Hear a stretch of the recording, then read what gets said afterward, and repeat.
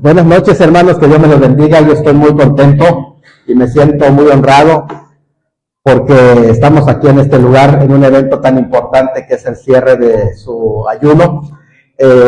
La verdad estoy muy contento porque la verdad nosotros apreciamos muchísimo a los pastores, los queremos muchísimo, son nuestros amigos, los consideramos así, al pastor Fabián, como también a la pastora Ceci. De verdad los tenemos en alta estima. Y también oramos por esta congregación y todo lo que ustedes están haciendo aquí en este lugar donde Dios los ha puesto para impactar en este sitio o desde este sitio, porque en esta hora queremos que a través de la palabra del Señor cambie nuestra perspectiva de lo que está sucediendo en el mundo espiritual y de lo que Dios está haciendo. Bien dijo el pastor, tenemos el propósito de parte de Dios de que se abran nuestros ojos y podamos mirar que algo está pasando en el mundo espiritual. Así que en este día pues estamos muy contentos y quisiera compartir el libro de Daniel, capítulo 10. El libro de Daniel, al igual que el Apocalipsis, son el combo principal de la profecía bíblica, en este caso del Antiguo Testamento. Algunos entienden que este libro es un libro de mucha profecía, sí, también contiene doctrina, también contiene cuestiones de ética. Este libro de Daniel también contiene mensajes sobre la cristología, es decir, acerca del Señor Jesucristo, pero ante todo, este libro de Daniel también contiene espacios devocionales y es un libro que tenemos que consultar cuando hablamos del ayuno, porque el libro de Daniel comienza con un ayuno y termina con un ayuno. Esta es la última visión. El capítulo 10 presenta la última visión del libro de Daniel, y para ese entonces, oigan esto, porque en el capítulo 1 Daniel tendría unos 15 años cuando fue llevado, y él entró en un ayuno de 10 días, un ayuno parcial. Luego, cuando cierra el capítulo 10, ya él es un general de 1000 batallas y tiene alrededor entre 85 y 90 años. Yo creo que ya casi llegaba a los 90 años porque había pasado los 70 años de cautiverio, y añádale 15 años, 85, y póngale 2 años más, a unos 87 años que tendría Daniel cuando hace este ayuno de 21 días, en este capítulo 10 del libro de Daniel. Y vamos a leer el versículo 3 de este libro de Daniel. Y vamos a orar y después vamos a ir llevando la lectura de todo este capítulo. Padre, en el nombre de nuestro Señor Jesucristo, yo pido tu ayuda para poder entregar al pueblo esta palabra que sea viva. Esta noche, Señor, quites muchos velos de los ojos y podamos mirar qué está sucediendo, qué está pasando, que algo, Señor, se está moviendo en el mundo espiritual y que tú has puesto tu rostro y tus ojos en esta congregación, en la iglesia de este tiempo, Señor, y que estás invitándonos, Señor, a mirar en esta guerra espiritual que se está desarrollando de este último tiempo, de este final de los días, y que podamos, Señor, ser parte importante, como lo fue Daniel en este tiempo, Señor, que cada uno de nosotros podamos ser la diferencia, catalizadores para este avivamiento. En el nombre de nuestro Señor Jesucristo te lo estamos pidiendo. Amén. Pueden ocupar sus lugares, mis hermanos. Y vamos a ir leyendo la palabra a medida que vamos avanzando para que podamos tener una comprensión general de esta última visión de Daniel, que es tan importante esta última visión, porque esta última visión abarca todo lo que iba a suceder posterior a la vida de Daniel, pero no solamente se iba a quedar hasta allá, llegando a un anticristo que surgió, que se conoció como Antíoco Epífanes en la época de los Ptolomeos, sino que vamos a entender que posteriormente una segunda parte de esa visión que llega hasta el tiempo del fin, en el surgimiento de un anticristo final, cuando el pueblo de Israel va a tener tantas batallas, y nos va a enseñar algo tan importante, porque Daniel, acuérdense que acababan de 2 años antes de esta visión de dar el edicto de regreso, el regreso del pueblo de Israel que había hecho 70 años en Babilonia, más o menos como en el 538 antes de Cristo, regresaron a Jerusalén un grupo del remanente, no todos, y empezaron a edificar Jerusalén, y también comenzaron a edificar el templo. Comenzaron con gozo, con alegría, con entusiasmo, primeramente del regreso, del retorno a casa, y con esa alegría. Daniel quedó, sin embargo, para poder apoyar en cuestiones espirituales primeramente, pero también en cuestiones legales, en cuestiones de que él estaba muy de cerca con el gobierno y podía dar el apoyo para el grupo, para que de esa manera puedan recibir todos los permisos necesarios para que ellos puedan reconstruir. Pero resulta que algo estaba pasando en el grupo que regresó, y el pequeño remanente que estaba todavía sufriendo allá en el cautiverio, estaba por una razón, estaba por un propósito y estaba con una misión, como era el caso de Daniel. Algunos piensan que por su vejez no regresó, sin embargo no esa la razón. La razón es que tenía una misión que cumplir todavía en Babilonia, y él tenía su corazón en Jerusalén. Sí quería regresar, pero estaba tan informado de todo lo que estaba pasando, porque de pronto un grupo de los que regresaron empezaron a desanimarse. Empezó a surgir conflictos, y empezaron a pelearse entre ellos, y empezaron a tener una crisis tan grande que el grupo se empezó a dividir, el desánimo cayó del pueblo, y algo que dejaron primero de hacer es dejaron de construir el templo. Cuando esas noticias llegaron a Babilonia y lo escucha Daniel queda muy triste. Señor, ¿y a qué regresaron? ¿Será que tu obra se acabó? ¿Será que va a ser el fin de todo esto que está sucediendo? Y todo el pueblo que regresó, y toda la crisis que está viviendo, y los samaritanos también se juntaron para atacarlos, de manera que los poquitos que estaban motivados para seguir construyendo el templo, para seguir levantando Jerusalén y los muros, estaban siendo atacados fuertemente. ¿Qué está pasando, Señor? Y se puso a orar. En ese tiempo, si ustedes leen la palabra del Señor, era como el 24 del primer mes. El primer mes es el mes de Nisan.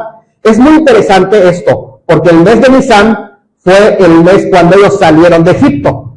Y en un mes de Nisan también regresaron. 2 años antes, en el mes de Nisan, ellos regresaron. Sucedió un segundo éxodo. Regresaron a Jerusalén en el mes de Nisan.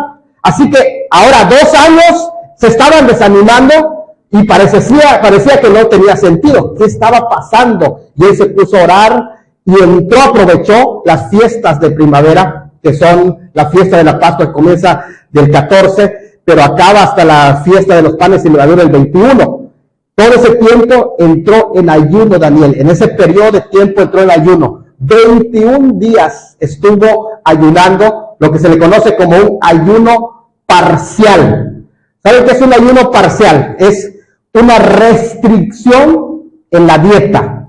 Es que existe el ayuno total. El ayuno total es cuando dice la palabra del Señor, y no comió ni bebió. Es ayuno total. Pero el ayuno total, lo máximo que dura en la palabra del Señor, los ejemplos bíblicos, son 3 días. Después se habla del ayuno natural. Los ayunos que se prolongan más de 3 días se llaman natural, porque se tiene que tomar agua. Y entonces cuando se toma agua para poder salir adelante, porque el agua no es un alimento, el agua es un elemento, pero no es un alimento. Entonces el agua es necesario para el cuerpo, se llama ayuno natural. Cuando se toma agua, y en ese ayuno se puede prolongar hasta 30 días. Ustedes pueden mantener sin comer, pero tomando agua. Se llama ayuno natural. También se registra en la palabra del Señor, en casos donde se prolonga el ayuno. Pero hay un ayuno que es un ayuno sobrenatural. El ayuno natural lo hizo el Señor cuando dice, y no comió durante 40 días, pero no dice que no bebió. Y luego hay el ayuno sobrenatural, cuando pasa los 40 días y no come ni bebe. Eso solamente tiene que ser un milagro, porque 40 días sin comer ni beber, fue el caso de Moisés cuando recibió las tablas, fue el caso de Elías también, que no comió ni bebió durante 40 días. Un ayuno que Dios es el que sostenía a la persona. De todas maneras, Dios está siempre sosteniéndonos cuando ayunamos. Pero este ayuno de Daniel es un ayuno que se le conoce como ayuno parcial. Él seleccionó ciertos alimentos, como lo hizo en el capítulo 1 cuando era joven, y ahora que es ya un hombre de avanzada edad, y escucha estas noticias, le caen como algo que dice, pues yo entro en luto, porque esto es el ayuno, hermano, es entrar en luto, es vestirse de silicio, bueno, hablando metafóricamente, no como un ejemplo, es decir, puedo estar en fiesta, pero necesito estar en un momento de consagración en el que hay una necesidad que apremia. Tengo una carga, tengo una tristeza que no puedo sentarme a tomar vino, a comer carnes, a comer pastel, porque son tres cosas que ahí se mencionan, lo que son vino, carne y lo que es postres o pastel. Tres cosas que restringió en este capítulo 10. ¿Por qué razón? Porque tenía una carga en su alma y no sabía cuándo iba a terminar.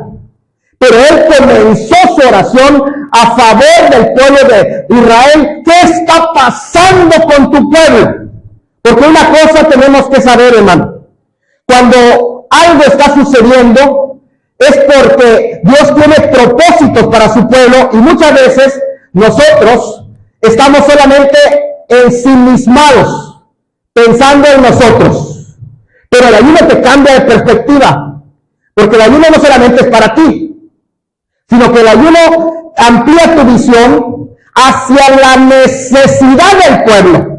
¿Qué está pasando por tu pueblo? Vengo a interceder por tu pueblo, vengo a clamar por tu pueblo, ten misericordia. Mira, parece que hay un movimiento que está pasando y se están cerrando de las puertas. No solamente se están entre ellos dividiéndose, pero ya se les empezaron a cerrar puertas. Los samaritanos se están levantando en espada contra ellos, y de pronto escucho rumores que aquí en el palacio también ya están cuchicheando que algo quieren hacer en contra de tu pueblo. Señor, ¿qué está pasando?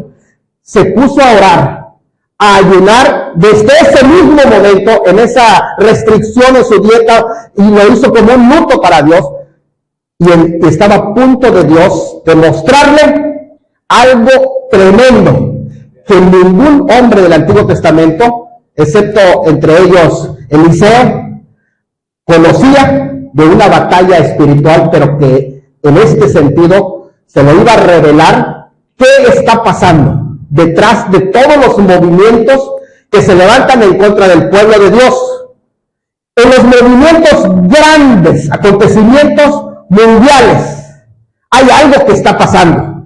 Sí, cuando hay un movimiento mundial, préstenle atención, porque es ahí donde Satanás también le presta atención a las personas que están en eminencia, que tienen cierto poder de autoridad política o autoridad económica o cierto prestigio en conocimientos. Satanás le presta atención a esa persona. ¿Por qué? Porque le pueden servir en su reino, o pueden usarlo para oponerse a los planes de Dios, al reino de Dios. Recientemente hubo una elección, ¿sí? ¿Creen ustedes que Satanás no está pendiente? Y nosotros debemos estar pendientes, porque detrás de eso también Satanás se mueve. En el país más poderoso del mundo, que todavía no es Estados Unidos, excepto que ahora ya empieza a haber una alianza entre China y Rusia, pero algo está moviendo también en Medio Oriente. ¿Por qué? Porque todo está relacionado. ¿Por qué creen ustedes que el día mero de la elección de este nuevo líder hubo hasta un temblor allá en Vaticano? Es que hay algo que se mueve, que le iban a enseñar a Daniel. Ahora tenemos 3 líderes poderosos en Estados Unidos. Un líder político muy poderoso, un líder religioso muy poderoso y un líder en la cuestión económica y tecnológica muy poderoso también. ¿Ustedes creen que Satanás está quieto? Él está preparando. De este lado, nosotros como iglesia también tenemos que estar preparados. También tenemos nosotros el deber de participar. Y Daniel se dio cuenta que la participación de él, en el que Dios lo había incluido en este proyecto, era el ayuno y la oración. La intercesión era parte tan importante. Cuando se establece un gobierno, nosotros como iglesia tenemos que estar fuerte orando por los que están en eminencia, porque detrás empiezan los espíritus a rondearlos. ¿Para qué? Para que se levanten en contra de los planes del Eterno, en contra del reino de Dios, en contra de Israel, en contra de la iglesia. ¿Sí? Y la iglesia tiene que saber que esta es su parte, la parte que Dios ha hecho. ¿Por qué? Porque Dios lo puede hacer. ¿Saben ustedes que Dios tiene todo el poder para acabar con la maldad en el mundo? Pero Él no es como nosotros. Él actúa conforme a un plan perfecto. En ese plan te incluye a ti, incluye a Israel, incluye a la iglesia, incluye a los pecadores y hasta incluye a los mismos demonios y a los ángeles.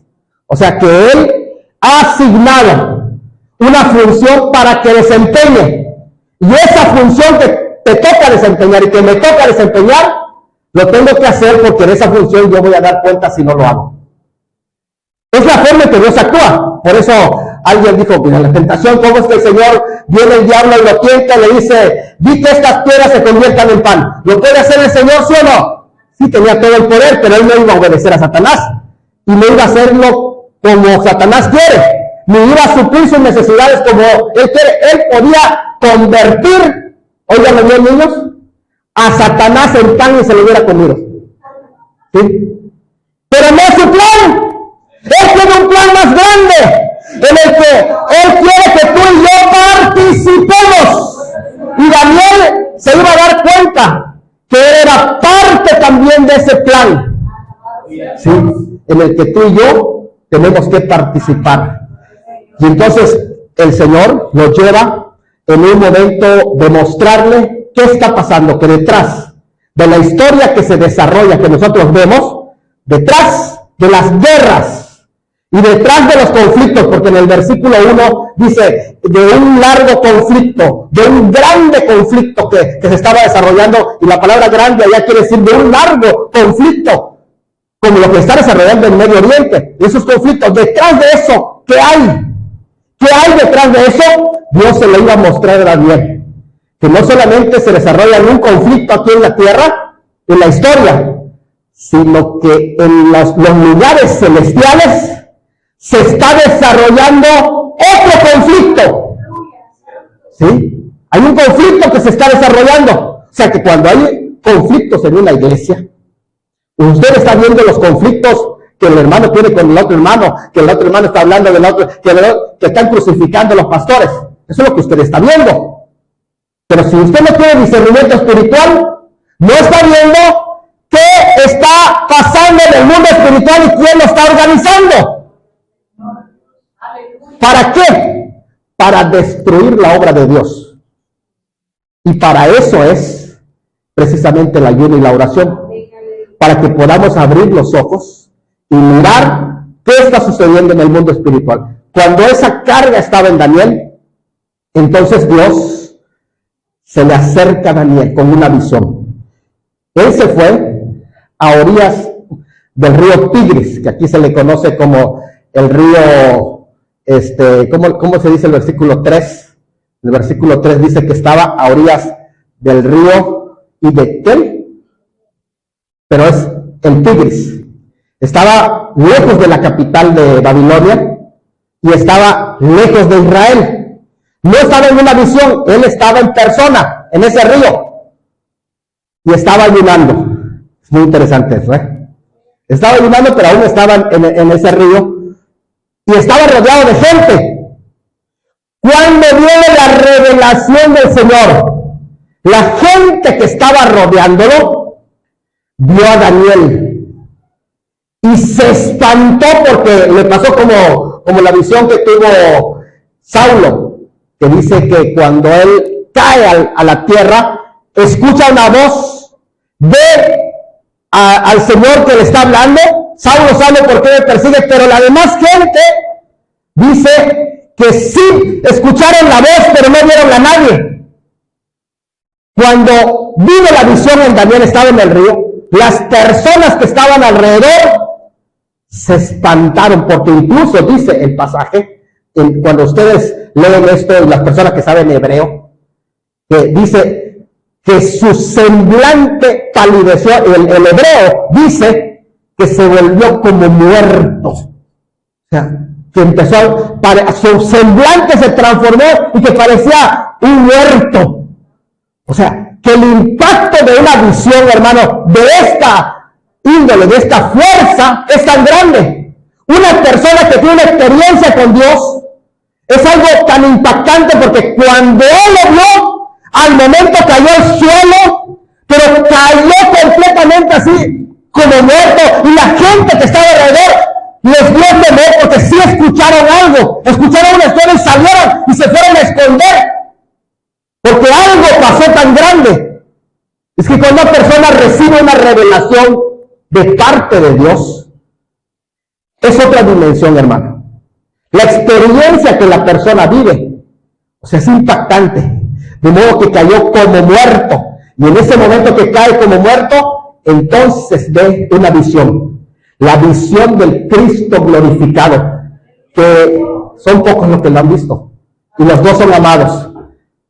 El discípulo amado vio la visión del Cristo glorificado, y cuando vio esa visión de Cristo glorificado, no es que era un Cristo crucificado, no, un Cristo glorificado, poderoso, y cuando lo vio, cayó como muerto. Pues lo mismo le pasó a este hombre que era también muy amado, porque no solamente se le apareció al discípulo amado, sino que también a este profeta que se le dijo: tú eres muy amado. Cayó este hombre de Dios. ¿Y saben qué? Cayó con un fuerte temor. Esto es algo tremendo. ¿Saben por qué, hermanos? Porque cuando una persona tiene una visión de parte de Dios, no es cualquier cosa. Hace unos momentos que oraba la pastora y decía algo interesante, que el avivamiento real es una experiencia que cambia a las personas, es diferente al emocionalismo. Porque tú puedes tener una emoción y estás contento y pastor, deben de hacer programas de ayuno, y no viene el ayuno. Pastor, deben de hacer programas de oración, y le hace el programa y no viene la oración. Pastor, mira que deben de organizar, y no lo hace. Pero cuando una persona tiene una experiencia con Dios, su vida cambia. Es en serio. Y porque el temor que recibe es algo profundo. Una persona que ha visto la visión de Dios, su vida cambia. Y eso es lo que le sucedió a este personaje, que era un profeta. Fíjense, llevaba muchos años de experiencia, de recibir visiones. A mí me impacta cuando estudias esto, y 2 veces se lo dicen: no temas. Porque en esta primera ocasión, cuando estaba tendido y se acerca el ser de esta visión, lo toca y le dice: no temas, levántate, ponte en pie. Y dice que lo primero que hizo, que se le había quitado hasta sus fuerzas, hermano, con el impacto de esta visión, de modo que lo primero que hizo, que se puso en 4 patas así, y sus manos y sus pies, dice que estaban tocando el suelo. No podía pararse, hermano, por la fuerza que tenía el impacto de esta visión. Porque una persona que realmente es tocada por el Señor, hay un impacto grande. Vean, no solamente fue derribado, sino que ahora ni podía levantarse, hermano. Y después viene aquel ser, le pone la mano, lo fortalece y le dice: ponte en pie. Y entonces dice: me fortaleció y me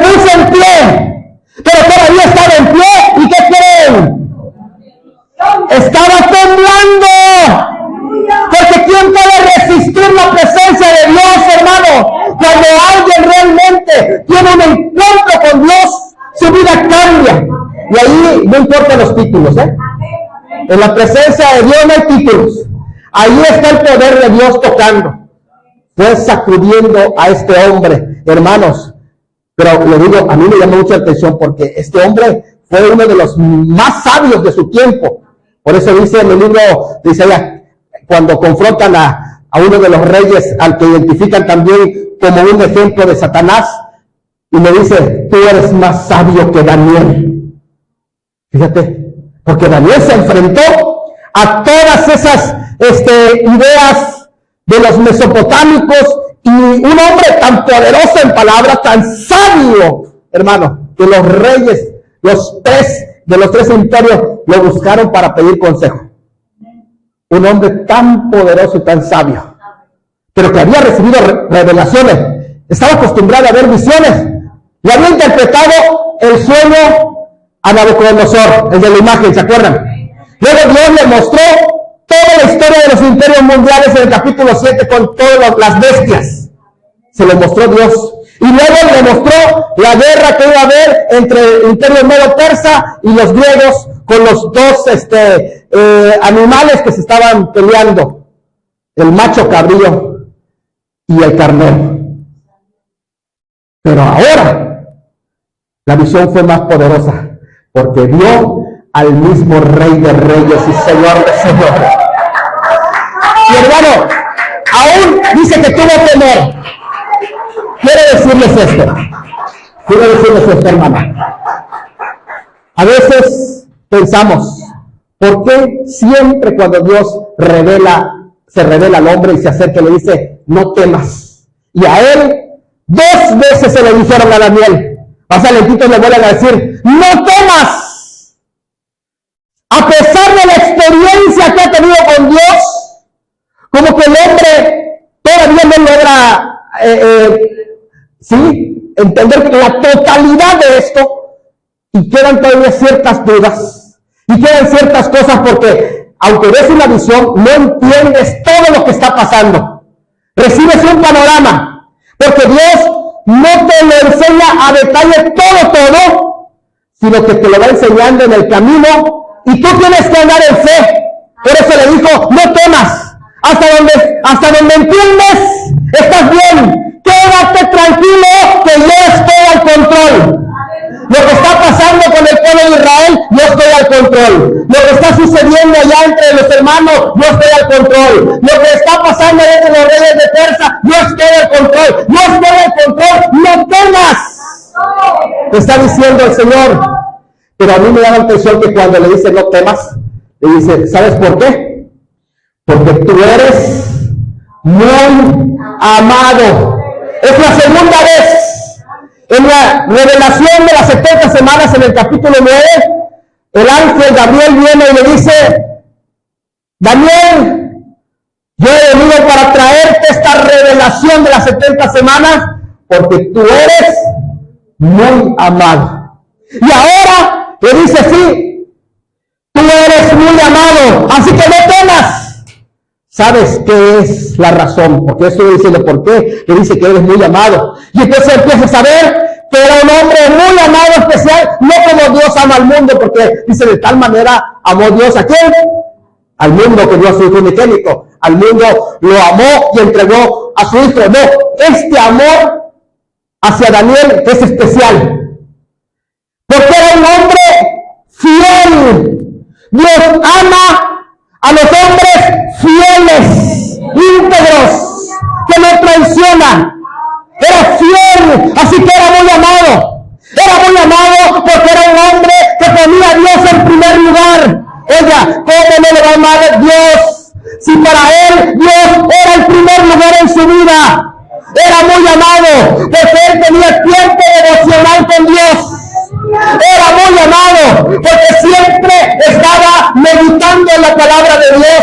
Usted lo ve a Daniel siempre. En el capítulo 9 dice, y estaba yo revisando las profecías del profeta Jeremías sobre los 70 años que iba a durar el cautiverio y a ver qué va a pasar con el pueblo. Él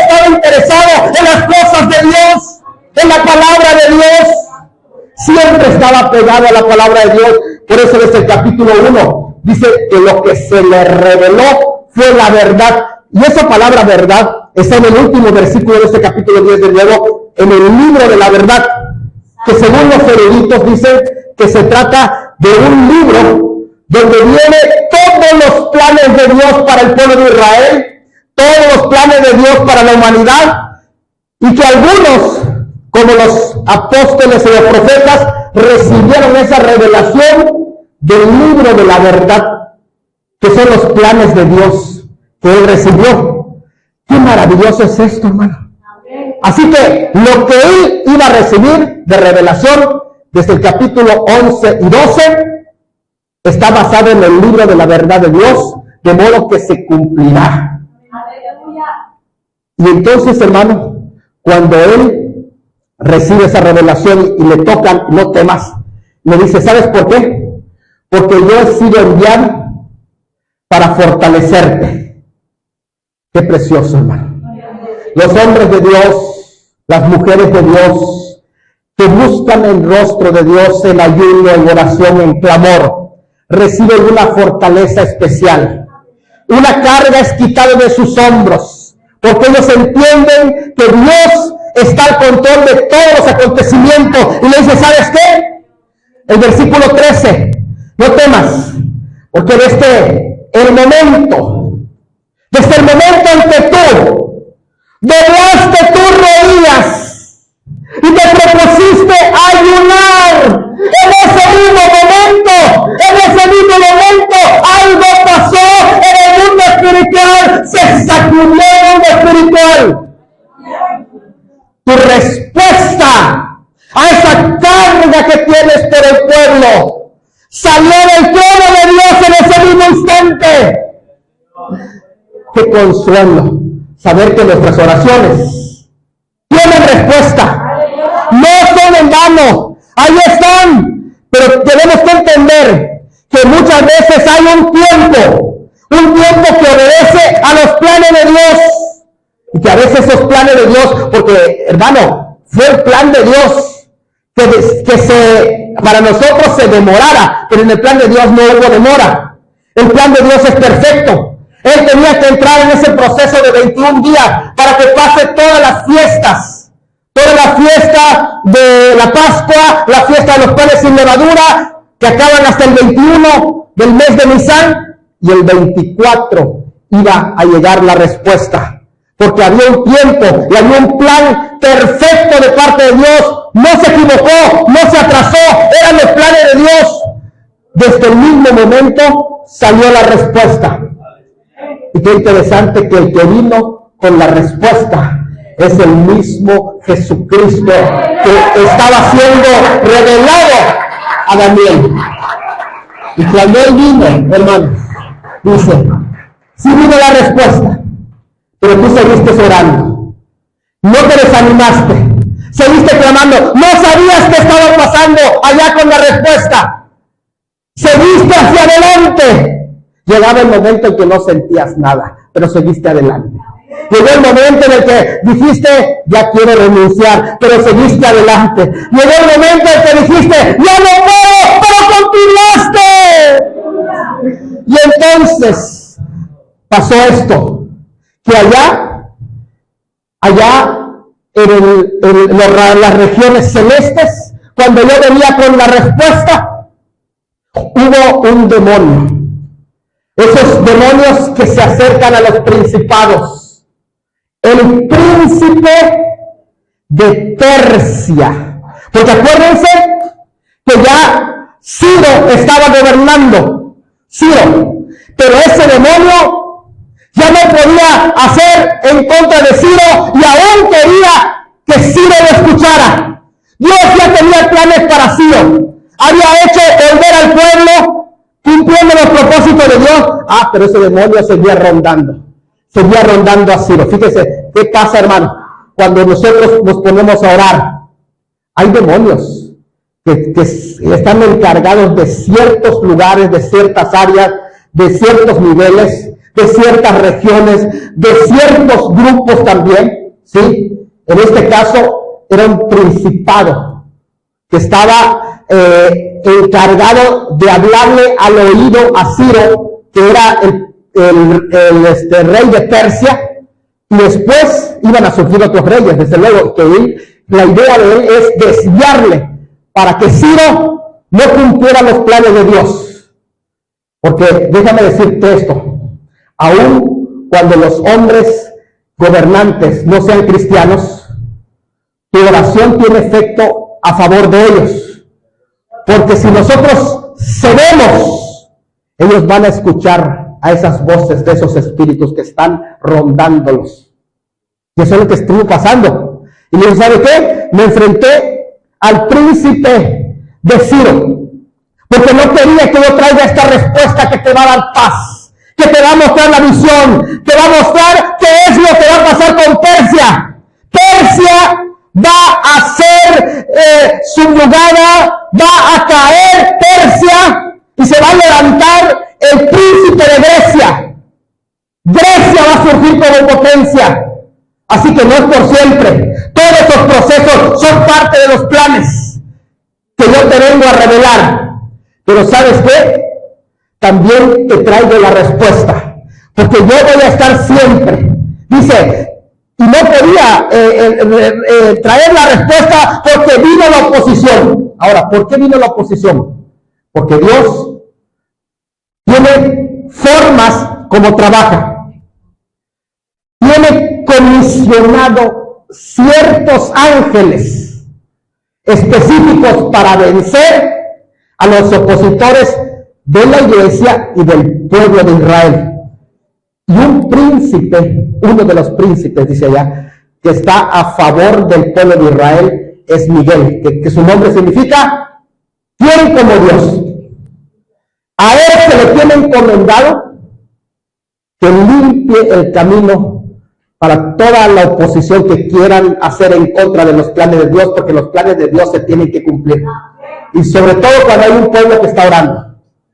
Pues alguien aquí abajo está esperando respuesta. Así es como Dios lo quiso. Ahora, Dios es el que hace las cosas, pero hay cosas que Dios no hace si no hay un pueblo orando. Y quiero decirte esto, no necesitas multitud. ¿Saben cuánto estaban orando? Uno, que se llamó Daniel. No necesitas multitud. Con una persona que esté orando, ayunando, clamando, que esté orando de día. Máximo cuando dice, si dos de ustedes se pusiesen de acuerdo, yo creo que aquí hay más de 2, de 3, de 4 que están clamando. Los planes de Dios se van a realizar, hermano.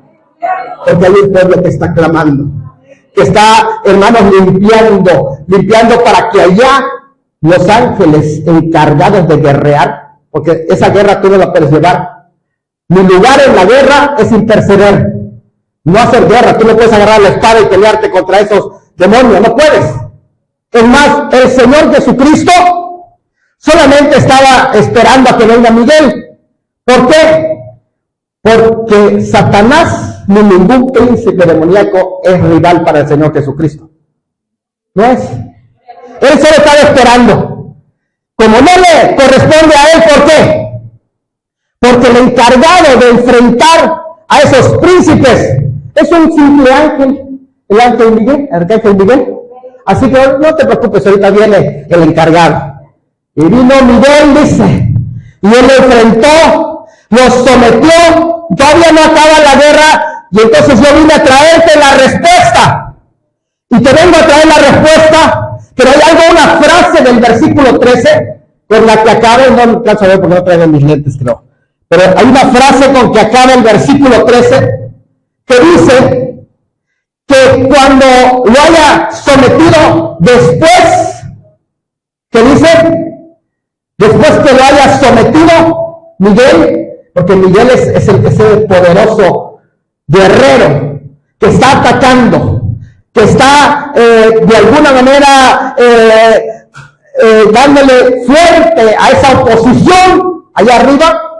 Y entonces dice, después voy a ponerme al lado de los reyes de Persia.